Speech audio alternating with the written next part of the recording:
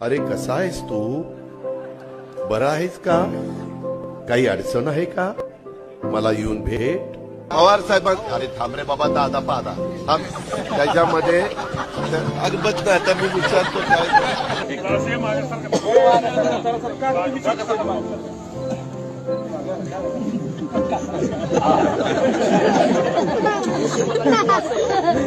अभी शाम तक रुको, अभी कल शपथ ली है ना। उनका समझ में आएगा, मैं तो लेने वाला हूं.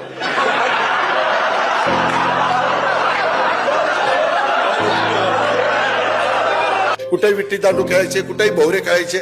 आताच्या पोरांना गोट्या माहित नाही. गोट्या माहिती असतील, दुसऱ्या असतील माहिती, परंतु खेळायचं गोट्या माहिती. दिवसा ज्यांच्या बरोबर असाल, रात्री पण त्यांच्याच बरोबर. म्हणजे त्याच्यामुळं अरे थांब रे थांब, एकच मामा आहे म्हणूनच आणलाय निवडून. जरा का बस, जरा मामीचं पण नाव घे, मामी नाराज होती. इतके चांगले व्यक्तिमत्व आहेत, मग त्यांना कधी राष्ट्रवादीत बोलावं असं नाही वाटलं तुम्हाला? नाही वाटलं, कारण ते राष्ट्रवादीत आल्यानंतर माझंच महत्व कमी झालं असतं ना.